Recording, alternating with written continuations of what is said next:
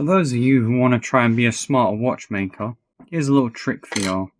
So, whoops, what was I doing? So, with this arbour, rather than forcing it in with your tweezers, get a pin vise with a collet that fits it. You can do something like that. Then you can just persuade it in, like so. Bear in mind, I'm doing this with like half the vision, so there we go.